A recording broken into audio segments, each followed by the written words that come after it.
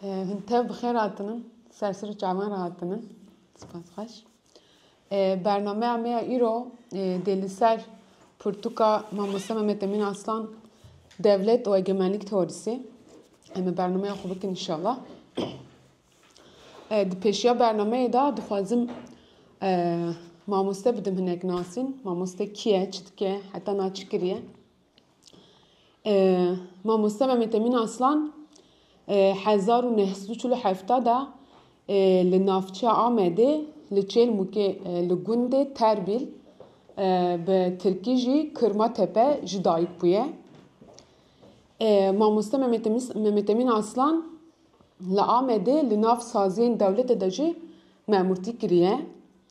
Paşê li navçeya Çinarê li gundê Şükürliyê mamostetiya dibistana seretayî kiriye.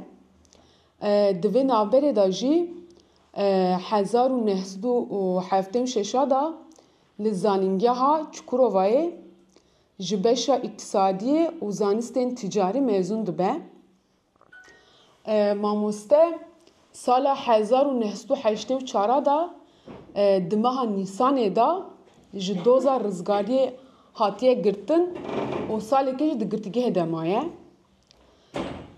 Di navbera 1991 1996 de li Kurdistana Başûr li bajarê Duhokê bi navê Kürt Ulusal Hareketi'nin değerlendirmesi ve ulusal siyaset oya din jî materyalist felsefesinin eleştirisi ve komünist siyaset du hep pirtûk bi Tirkî nivîsandiye.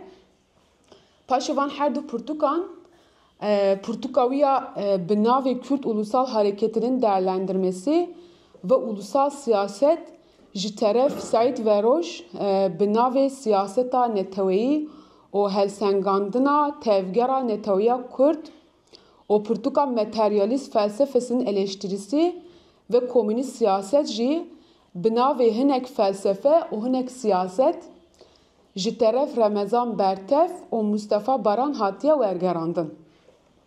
Her du pirtûk bi navên xwe yê Kurdî 2002 de di weşanên warê de hatiye weşandin.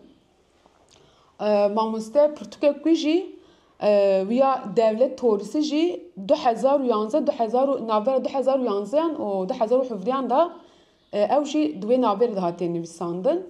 O mamoste niha jî nivîsarên mamoste yani Mehmet Emîn Aslan jî di malpera kovara bir da tên weşandin.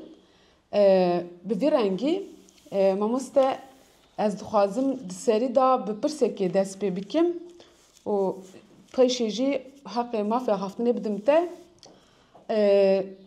Pirtûk gelek tîr û tije bi rastî jî dixwazim pênasiya dewleta neteweyî çi ye, têgehên wê çi ne? Ez dixwazim pêşî vê pirsêl te bikim. Kerem mamoste. Spas dikim. Spas xweş. Pêşî ji we hemiyara merhaba. Arozdariya xwe pêşkêşî wê hemiya dikim. Ocar din platforma ciwanê serbixwe ra spas dikim. Ji bo ku çalakiyê gotûbêjek wa pêkanîne. Hîvî dikim û ev çalakiya wan daha bi geşedanî ve dom bike. Evala havîn got ser devlet û tewriya devlet û serverî belê axiftina ez ê bikim ji wî zêtir devleta bêjin modela demokrasî û modelên demokrasî servî pirtûkê me amade kir û me daye çapxanê ji ber vî qebatê servî devletê em daha geşbûnkê çîbû.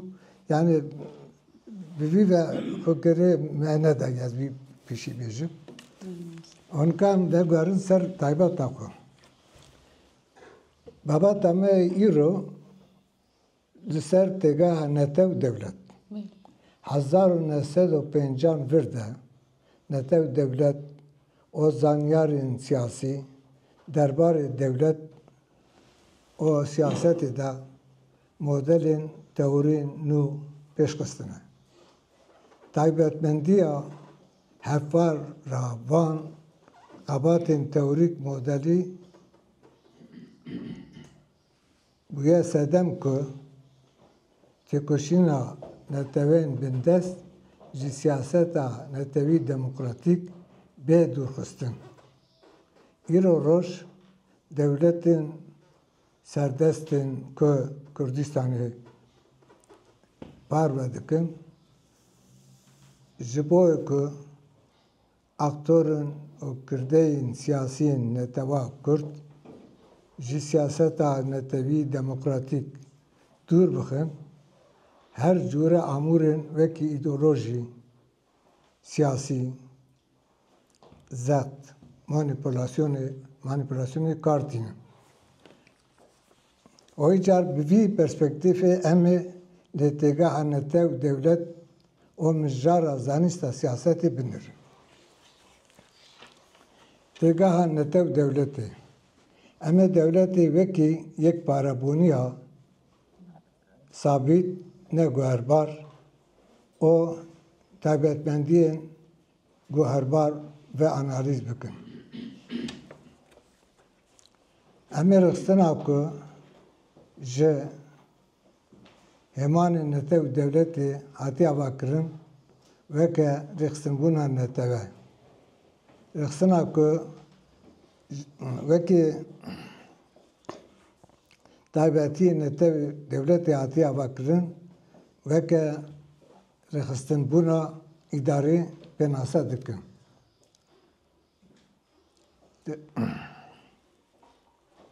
Rêxistina siyasî ya ku ji rêxistinbûna netewe û ji rêxistinbûna îdarê pêk hatiye netew dewlet e. Em ê du bendiya rêxistinbûna netewî û rêxistinbûna îdarî wekî bihevrebûnekî bi têgeha ne wekî bihevrebûnekî lê bi têgeha yekparebûnî re analîz bikin. Yekparebûnî ew rewş e ku bihevrebûyîn bêkî masî temam bûye. û hingê em li têgeha netew û dewletê re ji nêzik de binirin. Hêmanên netew dewletê sê tane ne. Eva, netew, welat û serwerî ye.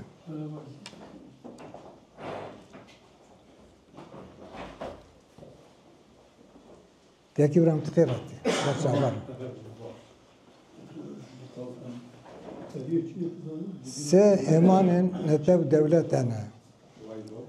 Ev netewe, welat û serwerî ye. Netewe civakeke mirovî ye ku li ser erdnîgariyê sînorê wî tam diyar kirî, bi awayekî serwer dijî ku xwediyê an zimanan dîrok îradeya jiyana bihevra pêşeroj e û hesta aidiyetê hevpar e. Welat herêmeke erdnîgariyê xwediyê sînor e ku netew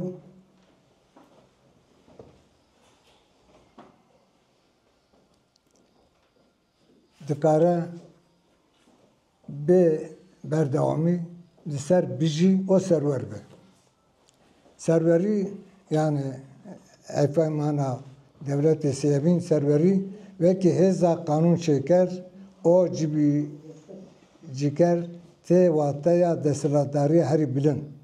Yani qanûn çêkirina hêza qanûn çêkirin û tetbîqkirinê ye ku tê wateya desthilatdariya herî bilind. Ji bo ku mirov behsa hebûna dewletekî bike, divê neteweyek li ser welatekî xwediyê desthilatdariya herî bilind yani serwerî be. Ev her sê hêman aliyê hevpar yê hemî netew dewletan e. Yani aliyê hevpar yê dewletên wekî kapîtalîst, sosyalîst, unîter, federal, liberal, faşîst, totalîter an teokratîk e. Yani hemen devleti gora devlete nain guarandın. Netev devlet xwediyê rexstineke netew civakî ku ji yekparebûniya hêmanên neteve welat û serwerî pêk tê. Ji bo avakirina devletekî divê ev her sê hêman bên cem hev û yekparebûna wan bê temînkirin. Her yek ji wan sê hêmanên ku devletê pêk tînin bi heman astê giring in. Ji van her sê hêmanan ne ku yek ji wan li gorê din bingehî an giring e. Yên din talî an negiring e. Hingê em dikarin devletê li gorê hêmanên wê wiha pênase bikin. Devlet rexstina siyasî ku dema neteweyek li ser welatekî sînorê wî tam diyar kirî serweriya xwe saz dike pêk tê. û heta vî gavê tiştek me gotin hêmanên devletê bû.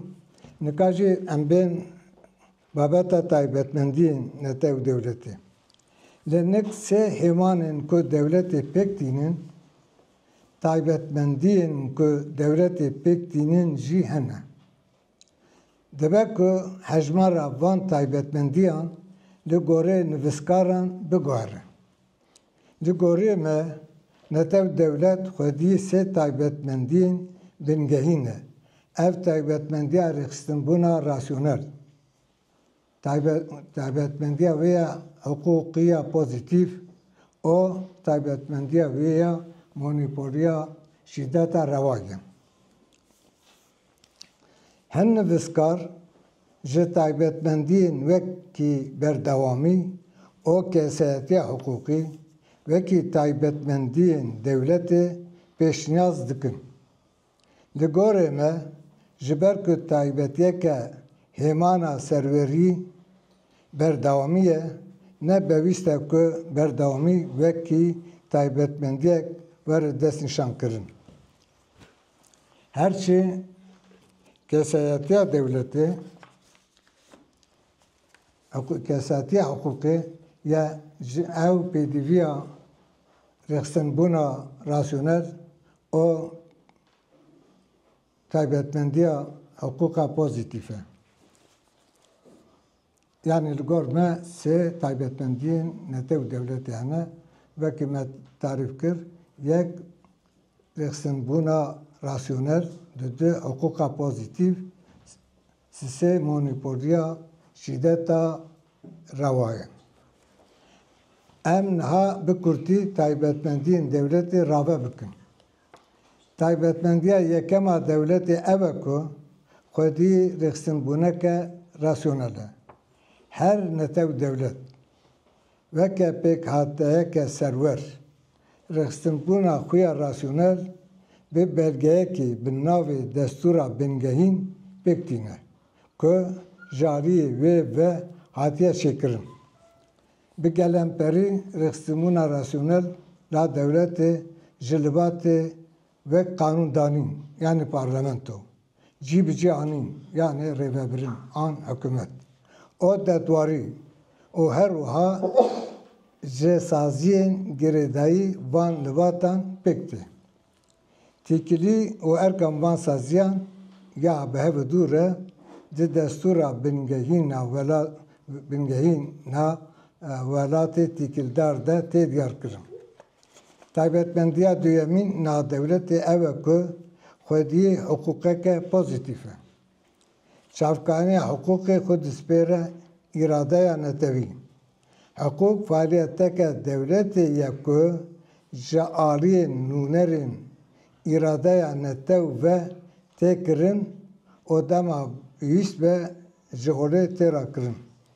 Çavkanîya hiqûqê êdî ne îradeya yezdanî ye. Lêbelê îradeya netewî ye ku bi rasyonelî tev digerin. Yani çavkanîya hiqûqê xwe dispêre aqilê mirovan. Ji ber vî yekê di têkiliyên siyasî de mirov ne li hemberî hev dû lê tenê li hemberî qanûnê serê xwe ditewînin. Piştî ku rewabûn ji îrada îlahî û serweriya dînî qût bû, hukuk ji hukuka tabî yan sûriştî qût bû û bû hukuka pozîtîv.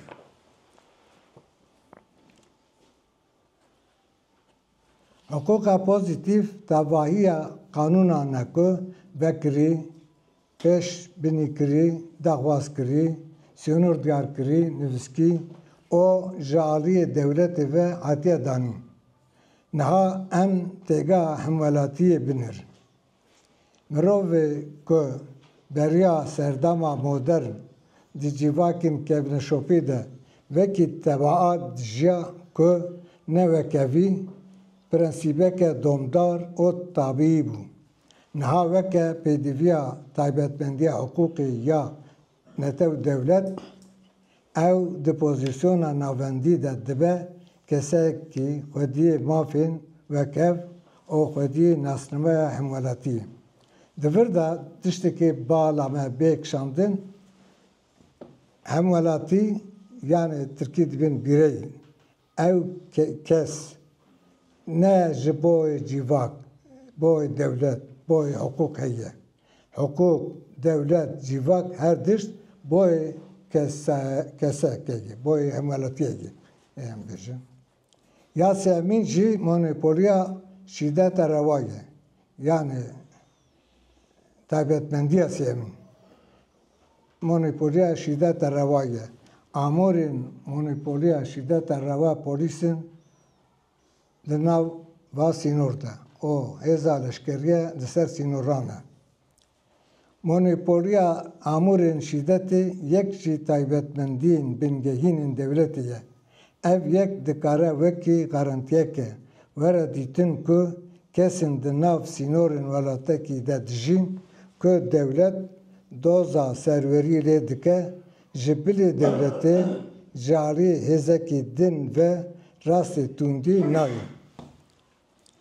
Di vî rewşê de em dikarin pênaseke bêtir berfireh bikin ku hem hêman hem jî taybetmendiya bingehînên netew dewletê dihewîne. Netew dewlet rexistina siyasî ye ku ji aliyê neteweyek li welatekî sînorê wî tam diyar kirî, rêxistinbûna rasyonel, hukuka pozîtîv û monopoliya li ser şîdeta raya hatiye avakirin.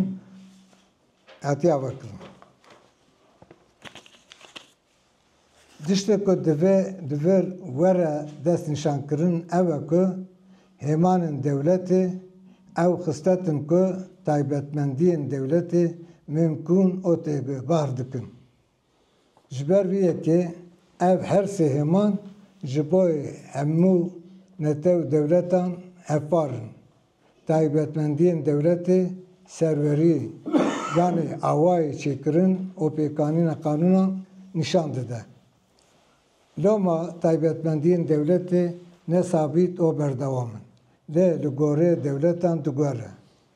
Piştî vê ravekirinê em mijara zanîsta siyasetê binirin. Mijara zanîsta siyasetê.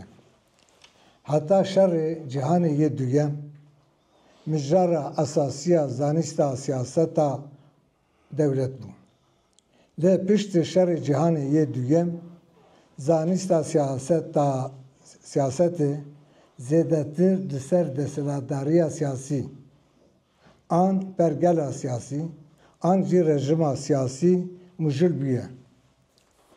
Komeleya zanîstên siyasî ya navdewletî ku bi pêşengiya UNESCO'yê hatiye damezrandin, ji sala 1949 ve her sê salan carekî kongreyan li dar dixe ku komeleyên zanîstî û zanyarên Bloka Rojava, Bloka Rojhilat û dewletên cîhana sêyem wek endam tê de beşdar dibin. Di van kongreyan de li ser vî fikrê levkirine ku mijara zanîsta siyasetê de silahdariya siyasî an rejima siyasî ye.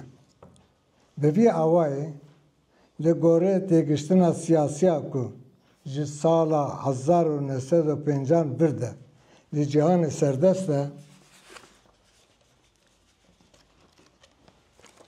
mijara zanîstiya siyasî ne dewlet e, lê rejima siyasî ye.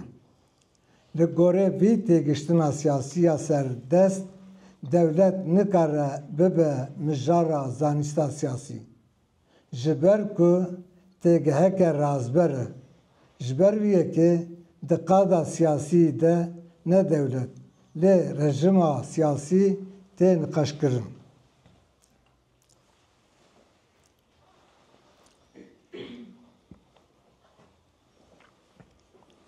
Li gorî me mijara zanîsta siyasetê dewlet bi xwe ye.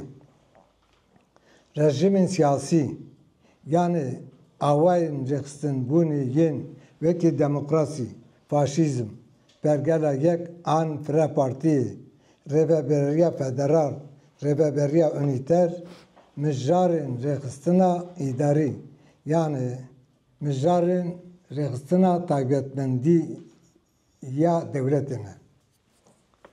Bi derxistina dewletê ji mijara zanîsta siyasetê hatiye armaşkirin ku hêmanên dewletê yani têgehên wek netewê, welat û serwerî li derveyê qada siyasî bihêlin. Lewra hemû dewletên li cîhanê di astên cuda de xwediyê pirsgirêkên netewê ne. Derxistina hêmanên dewletê ji çarçobeya zanîsta siyasetê bûye sedema derxistina pirsgirêkên netewên bindest ji derveyê siyasetê. Yani derxistina hêmanên dewletê ji çarçobeya zanîsta siyasetê bûye sedem ku têkoşîna netewên bindest ji siyaseta netewî demokratîk yani ji serweriyê pê dûrxistin. Nirxandin. Yek, netev devlet û demokrasiya liberal ku wekî şêweya rejima ve ya herî baş tê qebûlkirin, dihêle ku cudahiyên cîvakî aborî derbikevin qata siyasî.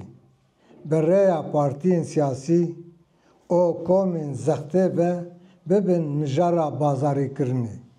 Lê belê destûr nayê dayîn ku daxwazên neteweyên bindest derxin qada siyasî û pêşî lê tê girtin. Du. Yek jî sedemên ku nahêle netewên bindest têkoşîna xwe ya li ser siyaseta netewî demokratîk bimeşîne, ew têgiştina dewletê ye her wekî ku ew ji rêxistineke îdarî yani taybetmendî ve ibaret e. İdeolojiyên liberalîzm û marksîzmê ji bo ku ev têgiştin bibe têgiştineke berfireh, tevkariya herî mezin kirine. Liberalîzm dewletê wekî amûreke pêkanîna ewlekarî û adaletê pênase dike. Li alî din marksîzm dewletê wekî amûreke zordestî ye ku karobarên hevfarên çîna burjûazî bi rê ve dibe pênase dike. Her du îdeolojî jî dewlet weke beşeke û sîraheteke aboriyê dîtine. Bi vî awayê ev jî bû sedem ku dewlet wekî amûrek ku ji rêxistinbûna îdarî pêk tê yani ji rêxistina taybetmendiyê pêk tê were naskirin û ev têgiştina ne rast û ne temam pişt re hema bibêje veguherî qebûleke hevfar lê çareseriya pirsgirêka netewên bindest ne tenê di guhertina rêxistinbûna îdarî ve pêk tê.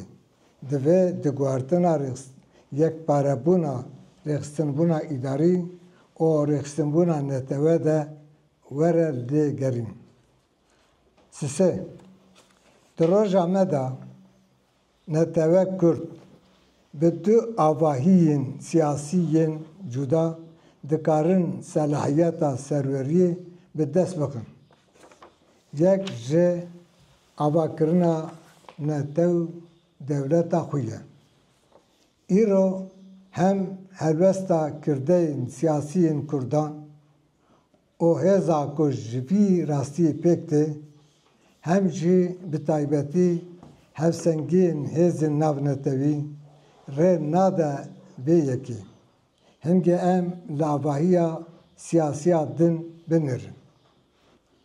Geşedan û tecrübeyên heta îro nîşan didin ku demokrasiya konsesyus ya federal ew şiklê rêveberiye ku dikare hilbirandin û pêkanîna siyasetên li ser çareserkirina pirsgirêka serveriya neteweyên dibin destê da çê bike. Îro devletên mîna Swîsre, Belçika û Bosna Hersekê bi demokrasiya konsesyus ya federal têne birêvebirin. Lê sîstemên federalên din rê nadin ku pirsgirêka serveriya netewên bin destê çareser bibe. Yani sîstemên federalê din rêveberiyeke xwe cihî û ne navendîne ku ji aliyî siyasî û yasayî ve bêhtir hatine rêdarkirin. Ev metîn parêzbaniya demokrasiya konsesyus ya beşdariya federal dike. Demokrasiya beşdar modeleke demokrasiyê ye ku dikare ji bo pirsgirêkin ku ji rexistinbûna îdarî pêk tê çareseriyan peyda bike. Yani demokrasiya beşdar dikare ji bo pirsgirêkin wekî mafên jinan, mafên cîvakî aborî, maf û azadîn bingehînên demokratîk çareseriyê bibîne. Demokrasiya konsesyusê şîvekî demokrasiyê ye ku dikare ji bo pirsgirêkin ku ji rexistinbûna neteweyî pêk tê rexistina neteweyî çi bûn? Netew, welat û serwerî bûn. Tiştek ji van pêk tê çareseriyan derxe holê. Her çi pirsgirêka neteweyî dibin zulmê de ye ew jî dest serkirina welat û serweriya wan ji aliyê netewê dewleta zordestî ve pêk tê. Ji ber vî yekê çareseriya pirsgirêka netewên bindest bi dawîkirina dest serkirina welat û serweriya wan e. Ev yek tenê bi modela demokrasiya konsesyus ya federal ve pêkan e. Çar, têkoşîna ji bo maf û azadiyên demokratîk û ji bo bi destxistina mafên cîvakî aborî wekî din yên neteweyên serdest û têkoşîna ji bo bi destxistina mafên neteweyê demokratîk û neteweyên bindest dikare hevkarî bike. Ev hevkarî ancak bi veguherandina demokrasiya konsesyus ya beşdariya federalî ber barmancekî hevpar ve pêkan e.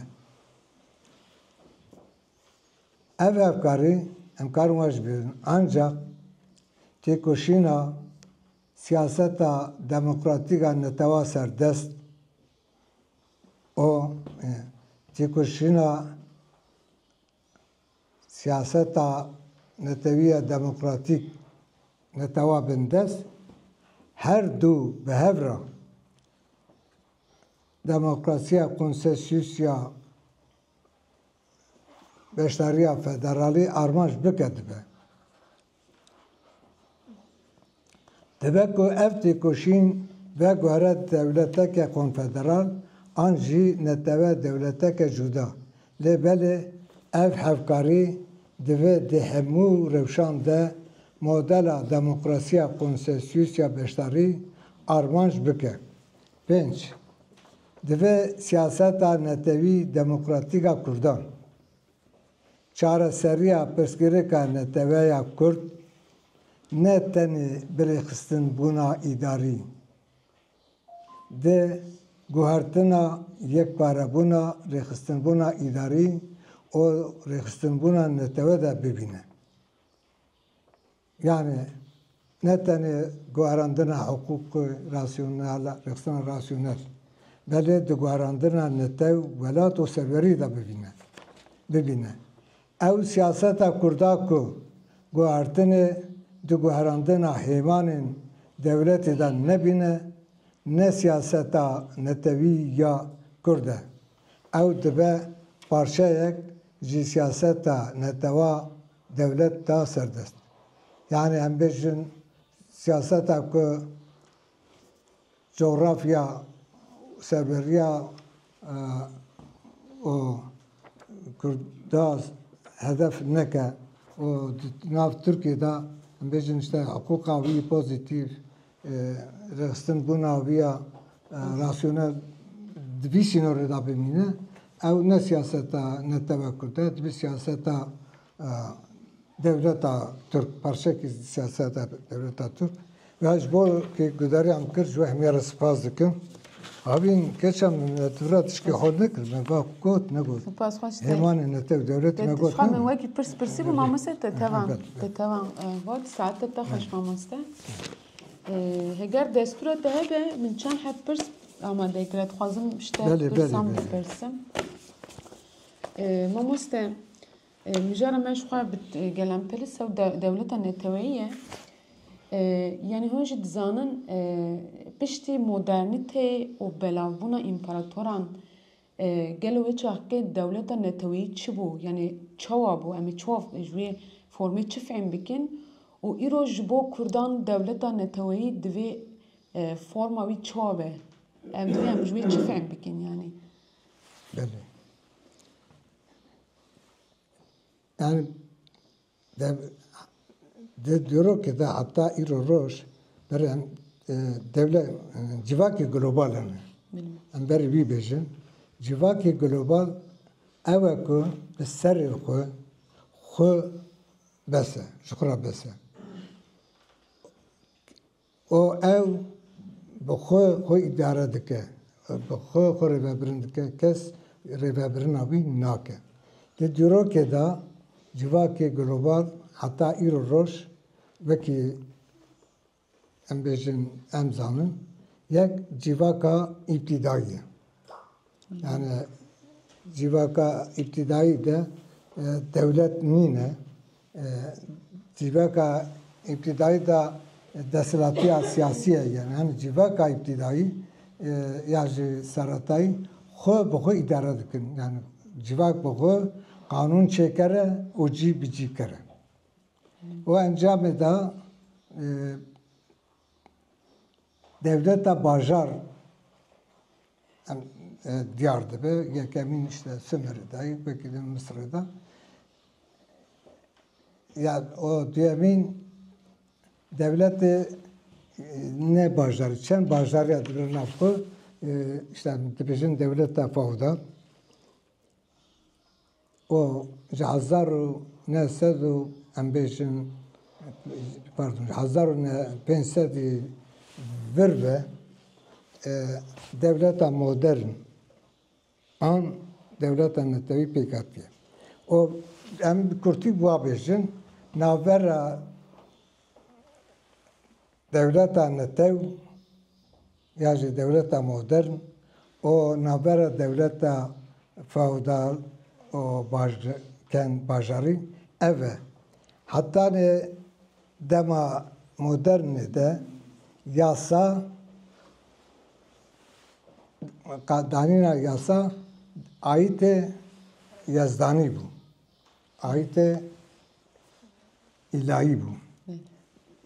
Rêvebirin yani em bêjin işte kral, diktatör, prens kî ye? Ew nikare yasa cî bi cî dayîne. Ew yasa cî bi cî dike. 1450 şunda Machiavelli, o jî şunda 1571 da John Bodin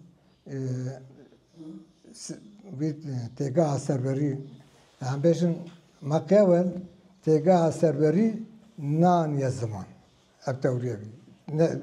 Ne giştî vê qonaqê ama Machiavelli vî gotiye yasa hukümdar şey dike. Yasa ayeti hükümdarı ne ji ilahiye ne ji yezdaniye. O resmi modernite çekiriye. O 1571 da John Bodin têgeha serverî yekem bir diyar kiriye, teoriya pêkaniye. O divî teorî da divî yasa ayeti insanane. Ne ayeti em bêjin yezdaniye. Belê yani devleta modern ev ku yasa insan çê dike. Bi aqilê insanê vegirî de ye. Çavkanîya wî insane. O demakê em John Bodin ev ka meşruiyeta wî nikare diyar bikirina 1650 da Tom Hobbes dibêjin işte ev peymaniya civakî Tirkiyeyên Toplum Sözleşmesi divêrê de em bêjin serveriya meşruiyeta serveriyê yani rewaya serveriyê em tînin ziman teoriya wî çê dike. O Jean-Jacques Rousseau jî em bêjin îrada netewî tîne ziman dibêje ku serverî îradaya netewî vegirê de yê neqirar be. Belê yani tiştekî divir da em bizanibin devleta modern yasa çêkirin o yasa cî bi cî kirin ayetê netewe divîne, ayetê insana divîne. O belê ferqeteka wî ji devletê din ev e. O carin te împaratorî got, împaratorî di zanyariya zanîsta siyasetê de ne civakeke global e. Yani împaratorî ne devlet e ne jî civakî ye. Devlet ki împaratorî tune o civaka ki împaratorî tune. Ev baz devletek yani em bêjin va devletek bajarî em bêjin bajar kî deverek kî fetih dike ew fetih bi serê xwe dimîne. Yani civakî em bêjin Roma tune, civakî Osmanlî tune, civakî ev pêk naanî yani bi serê civakî global ne. Belê. Saet xweş mamoste spasiya te dikin ji bo bersiva te. Ez berdewam bikim? Belê ben gotiram qebiyam. Belê ez ê dorê bidim we jî. Dora we jî heye. Mamoste niha ji bo dedî devleta netewê îdayek e yani dibêjin bi taybet dibêjin îro îro îdia dikin ku dibêjin serdema devleta neteweyî xilas derbas bûye yani êdî ev serdem ne serdema devleta netewê ye. Hûn ji bo vê çi dibêjin? Ji bo vê îdayê gotinên we çêgelo. Kerem. Belê. Ber civaka modern, devleta modern, devleta netewî ev aynı dişte. Yani Tirkî dibên özdeş. Kurdî özdeş me ferhengê geriya min dît.